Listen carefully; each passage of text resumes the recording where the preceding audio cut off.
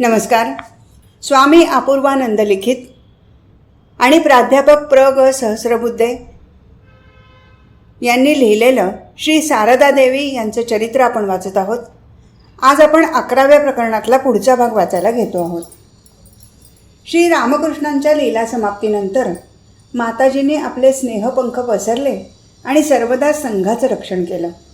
आपल्या आध्यात्मिक शक्तीच्या प्रभावाने त्यांनी संघातील प्रेमरज्जूंना आणखी दृढच केलं.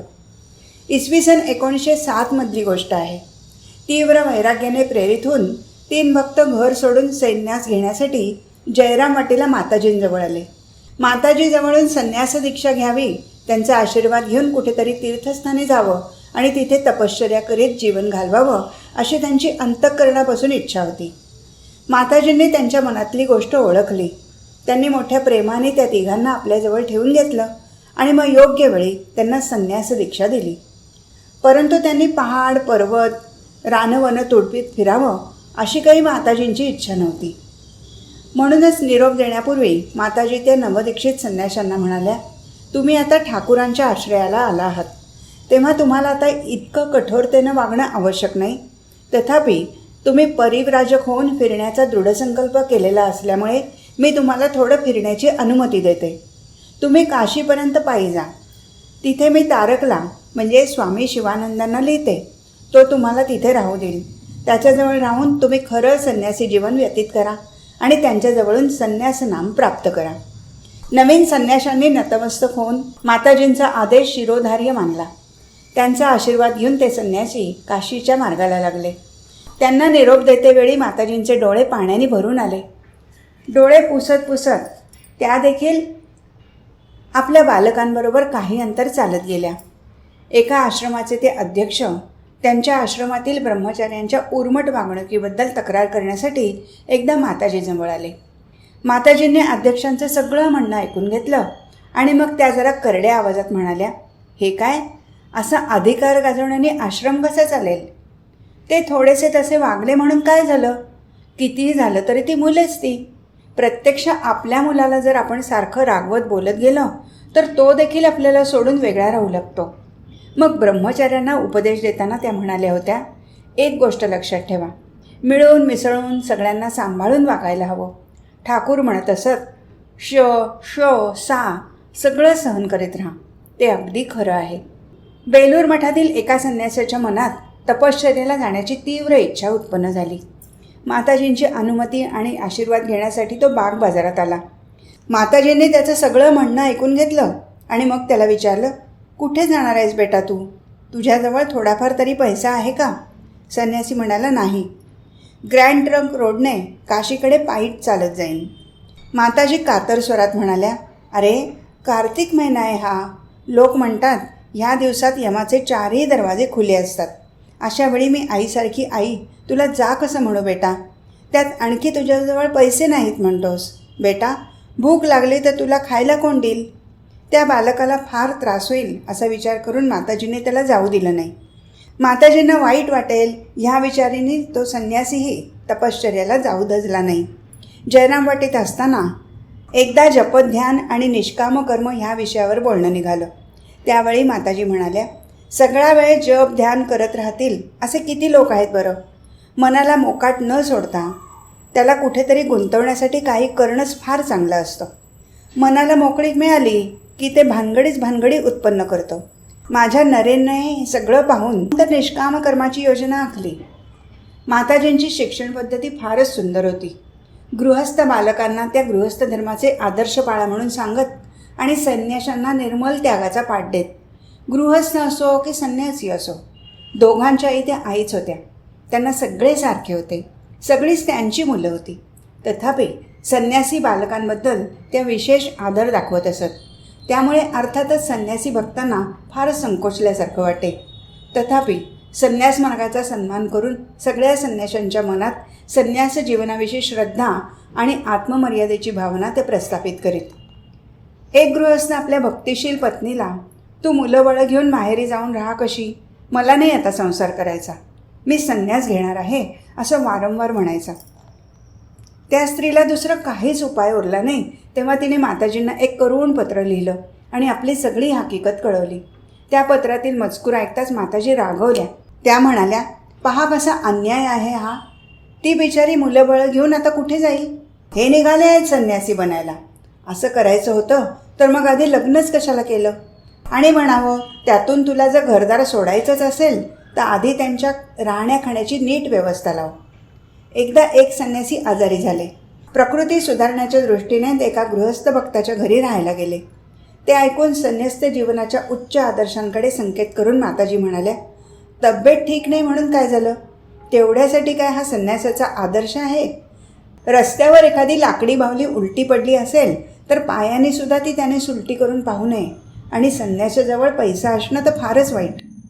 एका भक्ताने एका संन्यासाचं गाडी भाडं आपण देऊ, त्याने आपल्याबरोबर काहीसं चलावं असं सुचवलं. परंतु माताजींनी या गोष्टीला अनुमती दिली नाही.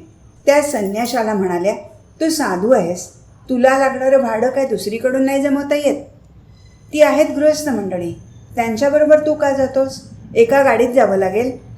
त्याचा काय नेम? एखाद्या वेळी कोणी म्हणालं, हे करा पाहू, ते करा पाहू. तू आहेस संन्यासी, तू का म्हणून ते सगळं करावंस बरं?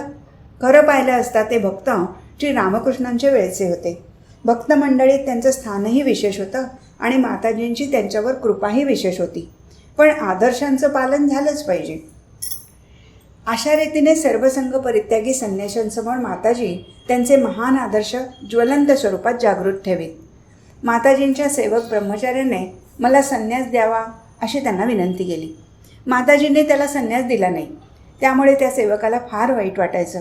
त्याला कधीकधी असंही वाटायचं की माताजी आपल्याला अयोग्य समजतात आणि म्हणूनच त्यांनी संन्यास दिला नाही. सेवकाचं ते दुःख माताजींच्या लगेचच लक्षात आलं. एक दिवस माताजींनी त्याला काही काम सांगितलं. मग त्याला म्हणाल्या, बेटा, तुझ्या अंगावर जर भगवी वस्त्रे असती तर मी काय तुला असं काम सांगू शकले असते? तेव्हा तर तू माझ्या चरणांना स्पर्श केला असता तरी मला फार संकोच वाटला असता. मग त्याचं सांत्वन करून त्या म्हणाल्या, अरे, तुम्ही लोक त्याची चिंता का करता? पुढे जेव्हा इच्छा होईल तेव्हा शरतला म्हणजे स्वामी शारदानंदांना सांगितलं की तो सगळी व्यवस्था करून देईल. बेलूर मठात श्री रामकृष्णांचा जन्मोत्सव चालू होता. माताजी देखील मठात आलेल्या होत्या. जवळच्या उद्यान भवनात त्यांचा निवास होता. दुपारी ठाकूरांचा प्रसाद घेतल्यावर ब्रह्मचारी सेवक माताजींच्या हातावर पाणी घालू लागले. हात तोंड धुतल्यावर सेवक ब्रह्मचार्यांनी त्यांच्या पायावर पाणी टाकलं आणि पुसण्यासाठी तो पुढे झाला. तोच मागे सरकून माताजी त्याला म्हणाल्या, नाही नाही बेटा, हे काय करतोस? तुम्ही तर देवांचे आराध्य दैवत आहात. त्यांनी सेवक ब्रह्मचार्याला आपल्या पायांना हात लावू दिला नाही. त्यांनी आपल्या हाताने आपले पाय पुसले आणि इकडे पाहाल तर माताजी म्हणजे सगळ्या संन्याशांच्या मुक्तिदात्री आई होत्या. त्यांची थोडीशी देखील सेवा करण्याची संधी मिळाली तरी ते संन्यासी स्वतःला धन्य धन्य समजत असत. राधू फार आजारी होती. त्यामुळे माताजी तिला घेऊन कोआलपाड्याला निर्जन स्थानी राहत होत्या. राधूला गोंगाट मुळीच सहन होत नव्हता. एक दिवस ब्रह्मचारी सेवक माताजींसमोर बसून बाजारातून आणायच्या वस्तूंची यादी तयार करत होते. इतक्यात तिकडून जाणाऱ्या एक भक्त स्त्रीचा पदर त्या ब्रह्मचार्याच्या पाठीला ओझरता लागला. माताजींनी ते पाहिलं मात्र ते लगेच म्हणाल्या, अगं अगं, माझा हा मुलगा माझ्यासमोर बसून लिहितो आहे. कोणी पुरुष माणूस बसले आहे इतकंही तुला भान नाही? खुशाल आपली पदर उडवीत चालली आहेस. तो ब्रह्मचारी आहे, तू स्त्री आहेस, मर्यादा राखून वागलं पाहिजे. पदर जमिनीला लावून त्याला प्रणाम कर. माताजी बाग बाजारात होत्या. एक दिवस राधू 3ऱ्या मजल्यावरून खाली येत होती. तिच्या पायात नुपूर होते. नुपुरांचा आवाज ऐकताच माताजी रागवल्या आणि म्हणाल्या, राधी, तुला लाज नाही वाटत? खाली माझी संन्यासी मुलं आहेत आणि तू पायात नुपूर बांधून धावत येते आहेस. माझ्या मुलांना काय वाटेल याचा थोडा तर विचार करशील? काढते नुपूर आधी. ही मुलं काही तमाशा करायला आली नाहीत, साधन भजन करायला आली आहेत. त्यांच्या साधनेत जर बाधा आली तर काय परिणाम होईल याची तुला कल्पना तरी आहे का? इतक्या लाडक्या राधूला देखील माताजींनी क्षमा केली नाही. सर्व संघ परित्यागी संन्यासी गण म्हणजे जणू त्यांच्या हृदयाचे धनच होते. त्या म्हणत, बेटा, हे संन्यासी जर नसतील तर कोणाला घेऊन मी राहू? पण हेही तितकंच खरं की संघ कल्याणासाठी किंवा एखाद्या संन्याशाच्या व्यक्तिगत हितासाठी कोणा संन्याशाला खडसावायला इतकंच काय, पण कडक शिक्षा द्यायलाही त्या कधी मागे पुढे पाहत नसत. आईच्या स्वरूपात त्या सगळ्यांच्या आई होत्या. मग ते संन्यासी असोत की गृहस्थ असोत. मुक्तिदात्री जगज्जीवनीच्या स्वरूपात त्या सगळ्यांना समान भावनेने मुक्ती प्रदान करत होत्या. पण व्यावहारिक जगतात जणू काही आपल्या शुद्धात्मा सर्व संग परित्यागी बालब्रह्मचारी बालकांवर त्या अधिक दया दाखवत असत. महामानवांच्या भगवतविलासी मनाला जागतिक भूमीवर अडकवून ठेवण्यासाठी कोणत्या तरी शुद्ध सात्विक आधाराची आवश्यकता असते. याशिवाय श्री भगवान शरणागत वत्सल आहेतच. म्हणून तर हे लोक ठाकूरांसाठी सगळं काही सोडून आले आहेत. ठाकूरच यांचा अनन्य आश्रय आहेत असं माताजी म्हणत असत. माताजी देखील संन्यासी जनांना अनन्य आश्रय होत्या. एकदा बाग बाजारातील उद्बोधन मठात काही कारणांनी एका विशिष्ट भक्तस्त्रीशी एका ब्रह्मचर्याची बोलाचाली झाली. आपल्या घराण्याच्या मोठेपणाच्या घमेंडीत ती स्त्री मठातून जाताना रागारागाने ओरडली, तो इथे असेपर्यंत मी कधी येणार नाही. इतर लोकांनी नाना प्रकारे समजवल्यावर देखील तिचा क्रोध शांत झाला नाही. माताजींनी सगळ्या गोष्टी शांतपणे ऐकून घेतल्या. मग जरा कणखर आवाजात त्या म्हणाल्या, ती कोण आहे अशी? नाही आली तर काय बिघडणार आहे? हे सगळे संन्यासी ब्रह्मचारी म्हणजे माझी मुलं आहेत. माझ्यासाठी आपल्या सर्वस्वावर पाणी सोडून हे लोक इथे राहत आहेत. हे माताजींचं भाषण म्हणजे श्री रामकृष्णांच्या वाणीचा जणू काही प्रतिध्वनीच होता. ते मोठ्यांदे आक्रंदत असत. अरे माझ्या त्यागी बाळांनो, कुठं आहात रे? या लवकर, तुम्हाला पाहिल्याशिवाय आता नाही मला राहवत. हाय हाय, विषयी लोकांशी बोलता बोलता तोंड कसं भाजून निघालं आहे, इत्यादी. माताजींच्या गोष्टींनी संन्यासी जनांना नवीन प्रेरणा मिळत असे. लहान मोठ्या घटनांमधून संन्यास जीवनाचा आदर्श त्या फार कौशल्याने प्रस्थापित करीत. त्यांचं बोलणं अनुभूतीचं बोलणं होतं. त्यांचे सिद्धांत म्हणजे सत्यदृष्टीचा प्रकाशच. माताजी जोपर्यंत आपल्या पंचमहाभूतात्मक शरीराने वावरत होत्या तोपर्यंत श्री रामकृष्ण संघाचे नवे जुने सगळे संन्यासी त्यांच्या आदेशावर पूर्णतः अवलंबून असत. ते त्यांच्या जीवनात आणि बोलण्यात आदर्श जीवनाचा सार्थ विकास पाहत असत. जीवनादर्शाची परिपूर्णता पाहत असत. माताजींची प्रसन्नता म्हणजे त्यांच्यासाठी भगवतीचा आशीर्वादच. इसवी सन 1912 शारदीय दुर्गा उत्सवाच्या वेळी माताजी मठात आल्या होत्या. महानवमीच्या दिवशी 3ऱ्या प्रहरी माताजींची सहचरी गोलापमा यांनी येऊन शारदानंदांना सांगितलं, शरद, माताजी तुम्हा सर्वांच्या सेवेने फार प्रसन्न झाल्या आहेत. त्या तुम्हा सर्वांना आशीर्वाद देत आहेत. शारदानंदाच्या जवळच स्वामी प्रेमानंद बसले होते. माताजींचा आशीर्वाद ऐकताच शारदानंद म्हणाले, बाबूराम दादा, ऐकलेत तुम्ही? आनंदाती रेखाने दोघांनी एकमेकांना दृढ आलिंगन दिलं. पूजा केल्याचं सार्थक झालं. देवीने पूजेचा स्वीकार केला. कोआलपाडा आश्रमात त्यावेळी एक लहानसा धर्मार्थ दवाखाना होता. एक दिवस तिथले अध्यक्ष आले आणि माताजींना म्हणाले, आई, आमच्या धर्मार्थ दवाखान्यात चांगले संपन्न लोकसुद्धा औषध घ्यायला येतात. आम्ही तर गरिबांसाठी दवाखाना उघडलेला आहे. मग अशा लोकांना औषध द्यावं का? माताजी थोडा वेळ शांत राहिल्या. नंतर त्या म्हणाल्या, बेटा, या देशात सगळेच लोक गरीब आहेत. अगदी सगळे समजून उमजूनही जर कोणी औषध घ्यायला येत असेल तर आपली जोपर्यंत शक्ती असेल तोपर्यंत त्याला अवश्य औषध द्यावं. जो याचना करतो तो गरीबच. प्रश्नकर्त्याचं समाधान झालं. इतकंच नव्हे तर सेवाधर्मावर एक नवा प्रकाश पडला. श्री रामकृष्ण संघाच्या स्थैर्याच्या आणि विस्ताराच्या मुळाशी होती पराशक्ती रूपिणी श्री शारदा देवींची शुभेच्छा आणि त्यांची अत्युत्कट प्रेरणा. प्रकरण 12. श्री रामकृष्णांनी गिरीशांची संपूर्ण जबाबदारी आपल्या शिरावर घेतली होती. शेवटच्या आजारपणात काशीपूरच्या त्या उद्यान भवनात श्री रामकृष्ण एक दिवस जणू कल्पतरूच बनले होते. ज्याने जे जे मागितलं ते त्याला देऊन त्यांनी सर्वांना कृतार्थ केलं. कोणी समाधी मागितली, कोणी इष्टदेव दर्शन मागितलं, तर कोणी आध्यात्मिक राज्यातील विविध गूढ अनुभव मागितले. त्यांनी देखील भावावेशात भक्तांना स्पर्श करून चैतन्य प्राप्त हो असं म्हणून सर्वांची कामना पूर्ण केली होती. सर्वांना चैतन्य प्रदान केलं होतं. गिरीशांचा सगळा भार श्री रामकृष्णांनी आपल्या शिरावर घेतला. ही गोष्ट जगजाहीर झाली होती. हेच तिचं वैशिष्ट्य. अन्यथा श्री रामकृष्णांनी आपल्या जीवोद्धार कार्यात कितीतरी भक्तांचा सगळा भार आपल्या शिरावर घेतला होता आणि निरनिराळ्या प्रकाराने त्यांना चैतन्य प्रदान केलं होतं. भार घेण्याचा अर्थ आहे शिष्याकडून पूर्ण आत्मसमर्पण. लहान मूल ज्याप्रमाणे आपल्या सगळ्या गोष्टींसाठी आईवर अवलंबून असतं, अगदी तसंच भक्तांनी भगवंतावर अवलंबून राहणं. बालकाचं संपूर्ण आत्मसमर्पण पाहूनच आई त्याचा सगळा भार उचलते. आई व्यतिरिक्त ते मूल इतर कोणालाही ओळखत नाही. त्याचा एकमात्र ध्यास असतो आई आई. ते आईचाच विचार करतं, आईलाच हाक मारतं. शेवटी शेवटी गिरीश श्री रामकृष्णमय झाले होते. गिरीशांचा अहम श्री रामकृष्णांच्या ठायी विलीन झाला होता. त्यांच्या सगळ्या विचारात, सगळ्या अस्तित्वात सर्वत्र श्री रामकृष्णच होते. प्रत्येक श्वासोश्वासाला त्यांना श्री रामकृष्णांचं स्मरण होत होतं. ते म्हणत, मी जो हा श्वासोश्वास घेतो ना, ही देखील ठाकूरांचीच इच्छा आहे. आपल्या शेवटच्या दिवसात गिरीशांनी आपल्या आत्मसमर्पणाच्या साधनेत सिद्धावस्था प्राप्त केली होती. ज्याला काही बोलता येत नाही, ज्याला काही करता येत नाही, अशा शिशूची सगळी काळजी आई स्वतः वाहते. युगावतार भगवान श्री रामकृष्ण श्री सारदादेवींविषयी ती माझी शक्ती आहे असं म्हणाले होते. शिव आणि शक्ती, ह्या युगातली शक्ती, पूर्ण सात्विक शक्तीची मूर्तीच ती. आणि पुन्हा तीच शक्ती मातृरूपाची, मातृभावनेची ही मूर्ती आहे. चराचर विश्वात मातृरूपाने ही शक्ती प्रकट होत असते. सर्व उत्तरदायित्व स्वीकारण्याच्या बाबतीत श्री शारदादेवींचा पूर्ण विकास झाल्याचं आपल्या दृष्टोपत्तीस येतं. श्री रामकृष्णांच्या इच्छेवरून त्यांनी अनेक बालकांचा संपूर्ण भार गुरुच्या स्वरूपात आपल्या शिरावर घेतला. केवळ परलोकातीलच नव्हे तर इहलोकातील देखील सगळा भार त्यांनी आपल्या शिरावर घेतला होता. कमीत कमी शेवटच्या घटकेला तरी तुमचा हात धरून तुम्हाला घेऊन जाण्यासाठी ठाकूरांना यावंच लागेल असं त्यांनी अनेकांना सांगितलं होतं.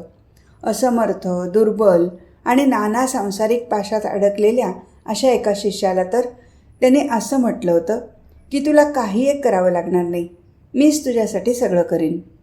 ही जणू अहम त्वा सर्व पापेभ्यो मोक्षे इष्यामी मा शुचः याचीच पुनरावृत्ती झाली.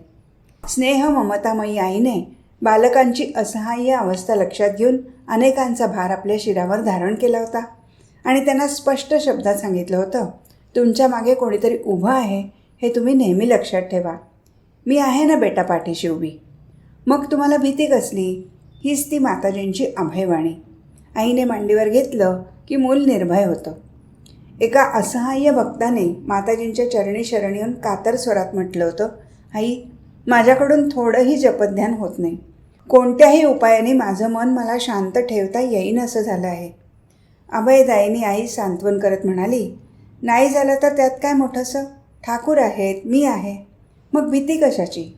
जे तुमचा हात धरून मृत्यूच्या पलीकडे अमृतधामात तुम्हाला नेऊन पोचवतील असं कोणी एक तुमच्या पाठीशी उभं आहेत अशी तुम्ही पक्की खुणगाट बांधून ठेवा. माताजी कोवालपाडा इथे होत्या.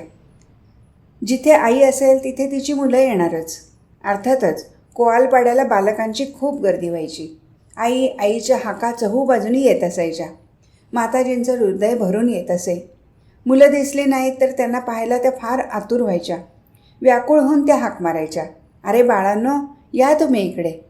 त्यांची हाक ऐकून दूरदूरची मुलं त्यांच्याकडे धावत येत. एखाद्या दिवशी कोणीही भक्त आला नाही तर मुक्तदायिनी आईला त्यामुळे फार तळमळ लागत असे. श्री रामकृष्ण देवांना उद्देशून त्या म्हणत, आजचा दिवस व्यर्थच गेला. एक जण सुद्धा आला नाही.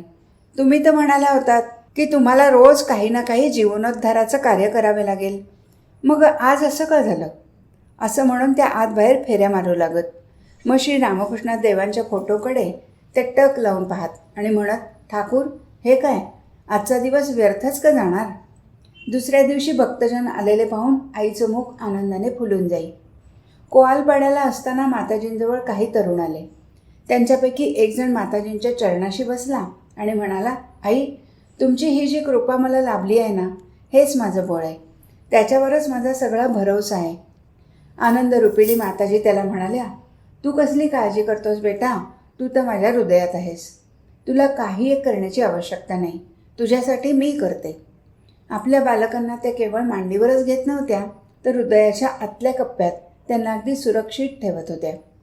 ते ऐकून भक्ताचे प्राण आनंदाने हरकले. त्याने पुन्हा विचारलं, आई, जिथे जेवढी तुमची मुलं असतील त्या सगळ्यांसाठी का तुम्हाला करावं लागतं? माताजी म्हणाले, हो, सगळ्यांसाठीच मला करावं लागतं. आमची आई मुळे चिरंतन माताच आहे. पण तो भक्त विस्मयचकित झाला. त्याने विचारलं, तुमची मुलं तर खूप आहेत, ती काय सगळी तुम्हाला आठवतात? आपलं स्वरूप झाकून ठेवत माताजी म्हणाल्या, नाही, सगळ्यांची मला आठवण राहतेच असं नाही, पण ज्यांची राहते त्यांच्यासाठी मी जप करते आणि जे आठवत नाहीत त्यांच्यासाठी मी ठाकूरांची प्रार्थना करते. ठाकूर, माझी पुष्कळशी मुलं ठाई ठाई विखुरलेली आहेत, त्यांच्यावर तुमची दृष्टी असू द्या. त्याचं ज्याने कल्याण होईल असंच करा. म्हणूनच तर एक दिवस श्री रामकृष्ण गाता गाता त्याच लयीत माताजींना म्हणाले होते, ही जबाबदारी काय माझी एकट्याची आहे, तुमची देखील आहे. दोघांचंही उत्तरदायित्व आहे, अगदी सारखं आहे. भगवान जसे भार स्वीकारण्याचं कार्य करत असतात तसंच भक्तांकडून कार्य व्हायला पाहिजे शरणागतीचं. अनन्य शरणागती फार कठीण आहे. अहमचा संपूर्ण नाश झाल्याशिवाय शरणागतीची खरी भावना उद्भवत नाही. एक तर अहमचा नाश तरी करा, नाहीतर श्री रामकृष्ण म्हणत असत त्याप्रमाणे मी मरणे कठीण आहे तेव्हा राहो तो दास मी ह्या स्वरूपात ह्याचा अंगीकार करा. म्हणा तस्य दासोहम. एका भक्ताच्या तोंडून निराशेचे उद्गार निघाले असताना माताजी त्याला म्हणाल्या, काय म्हणतोस, दर्शन होणार का नाही? ते शिववाक्य आहे. त्यांची म्हणजे ठाकूरांची वाणी कधी खोटी ठरणार नाही. सुरेन मित्राला त्यांनी सांगितलं होतं, ज्याच्याजवळ आहे त्याने दान करावं, ज्याच्याजवळ नाही त्याने जप करावा, भगवंताचं नामस्मरण करावं. सर्वांना उद्देशून तेही जर करता आलं नाही तर त्यांना ठाकूरांकडे बोट दाखवून त्या म्हणत, शरण जा, शरणागत व्हा. आमच्या पाठीमागे कोणीतरी पाहणारा आहे, आई आहे किंवा वडील आहेत, एवढी एक भावना सतत चित्तात बाळगलीत तरी पुरे आहे. लहान मुलाने आईवर भार सोपवणंच उत्तम. आईच्या मांडीवर पडल्या पडल्या हातपाय उडवीत ते निश्चिंतपणे खेळत असतं. त्यावेळी माताजी कोआलपाड्याला होत्या. एक भक्त आला आणि कारुण्यरूपिणी मातेजवळ त्याने आपल्या मनातील भीषण अशांती प्रकट केली. तो म्हणाला, आई, माझ्या हातून कोणतीही साधना घडत नाही की भजन घडत नाही. माताजी आश्वासन देत त्याला म्हणाल्या, तुला काही करावं लागणार नाही, जे करायचं ते मी करून घेईन. केवढा आधार, किती निर्भय वाणी. अशी तर त्याने कधीच अपेक्षा केली नव्हती. विस्मयचकित होऊन त्याने विचारलं, काय, मला काहीच करावं लागणार नाही? माताजी म्हणले, नाही तर काय, आता यापुढे माझी उन्नती माझ्या हातून घडणाऱ्या कर्मांवर अवलंबून नाही. अभयदायिनी मातेच्या मुखातून पुन्हा तीच अभयवाणी प्रकट झाली. नाही, तू काय करशील, जे करायचं ते मी करून घेईन. माताजींच्या अहेतुक कृपेने त्या भक्ताचा जीव भांड्यात पडला. त्याच्या चित्ताला अवर्णनीय शांती प्राप्त झाली. आणखी एका भक्ताची अशीच गोष्ट आहे. त्याचे दुःखोद्गार ऐकून माताजी आपल्या वक्षावर हात ठेवून खणखणीतपणे म्हणाल्या, मी जर ठाकूरांच्या जवळ जाईन तर तुम्ही लोक देखील अवश्य तिथे पोचाल. माताजींनी आपल्या आश्रयाला आलेल्या सगळ्याच बालकांचा भार उचलला होता. श्री रामकृष्णांच्या चरणी जो जो म्हणून आश्रयाला आला त्या प्रत्येकाला आईने आपल्या अभय देणाऱ्या मांडीवर घेतलं. भविष्यकाळी देखील जे कोणी श्री रामकृष्णांना शरण जातील त्यांनाही हे भाग्य लाभेल. माताजी प्रत्यक्ष मातृरूपिणी शक्ती. अनेक प्रकारच्या दुःखांनी आणि चिंतांनी हृदयभग्न झालेला एक भक्त एकदा माताजींजवळ आला आणि त्यांना प्रणाम करून विनवू लागला, आई, आधी संसार म्हणजे कटकटी, तो मागे लागलेला, त्यात आणखी नोकरी, त्यामुळे माझ्या हातून जप तप काही होत नाही. माझ्या मनाची थोडी देखील उन्नती होत नाही. माताजींचं हृदय करुणा व्यक्त झालं. त्यांच्या मुखातून अमृतासारखे मधुर बोल स्त्रवू लागले. सध्या जे असेल ते असेल, पण शेवटच्या घटकेला ठाकूरांना तुम्हा लोकांसाठी यावंच लागेल. ते स्वतः सांगून गेले आहेत. त्यांची वाणी काय कधी फुकट जाऊ शकते? जे बरं वाटेल ते करत जा. ते ऐकून त्या भक्ताला जरा धीर आला. त्याने पुढे विचारलं, आई, ज्यांनी तुमच्याजवळून दीक्षा घेतली त्यांना पुन्हा यावं लागणार नाही, हे खरं आहे का? माताजींच्या तोंडून अभयवाणी प्रकट झाली, होय, पुन्हा त्यांना इथे यावं लागणार नाही. तुम्ही नेहमी एक गोष्ट लक्षात ठेवा की तुमच्या पाठीशी सदा सर्वदा कोणीतरी उभं आहे. कोणीतरी अर्थात पराविद्यादायिनी माताजीच.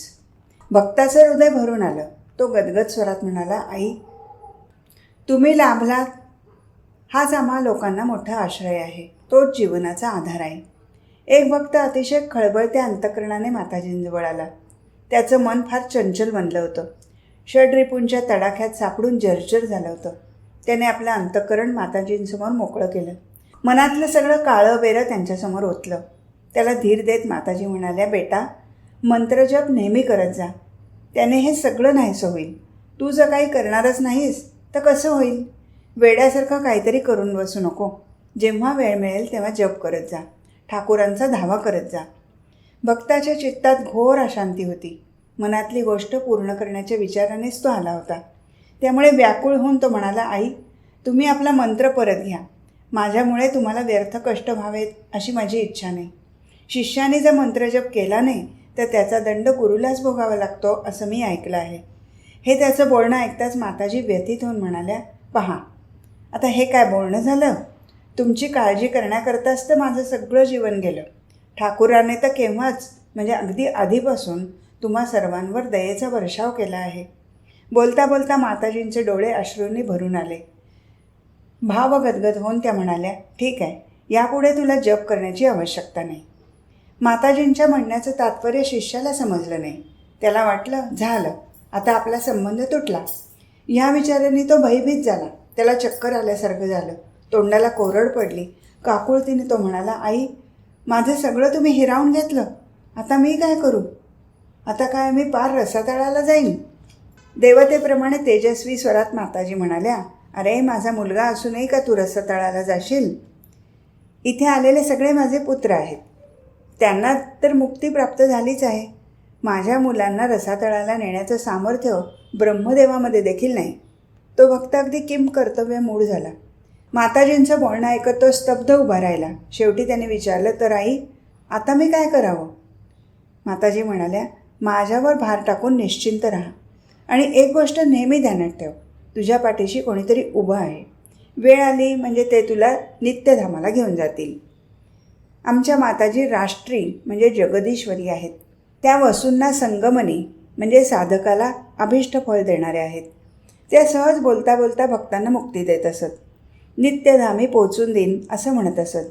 एखाद्याच्या मनात प्रश्न उत्पन्न होई, हे सगळं त्या कोणत्या शक्तीच्या आधारे बोलत आहेत? अप्रगल्भ मनाच्या कोणत्या तरी कोपऱ्यात संशयाचं धुकं निर्माण होत असे. म्हणूनच एके दिवशी एका संन्यासी बालकाचा संशय दूर करण्यासाठी अमरपददायिनी माताजी म्हणाल्या होत्या, मुक्ती तर कोणत्याही क्षणी दिली जाऊ शकते. ही गोष्ट त्यांनी इतक्या दृढतेने सांगितली की त्या संन्याशाला सगळ्या जीवांची मुक्ती जणू त्यांच्या मुठीतच आहे असं वाटलं. या विषयाच्या समाधानासाठी आपल्याला श्री रामकृष्णांच्या वचनाचं स्मरण केलं पाहिजे. श्री रामकृष्ण म्हणाले होते, तिच्या म्हणजे माताजींच्या अंतरंगात जो वास करत आहे तो जो कोणाला कोपला तर मग ब्रह्मा विष्णू देखील त्याचं रक्षण करू शकत नाहीत, मी देखील नाही. ह्याच माताजी संतुष्ट होऊन हसत खेळत मुक्ती प्रदान करीत. अत्यंत दुर्लभ अशी मुक्ती, निर्वाण मुक्ती माताजी किती अगदी सहज देत असत ते आपण पुढे पाहू. जीवांचे सगळे पाप ताप, त्यांच्या जन्मजन्मांतरीचे संचित पाप ते आपल्याकडे ओढून घेत आणि अशा रीतीने त्यांना निष्पाप बनवून शेवटी त्यांना जन्ममृत्यूच्या कोड्यापलीकडे अमरधामाला घेऊन जात. आज इथेच थांबू. हरिओम तत्सत.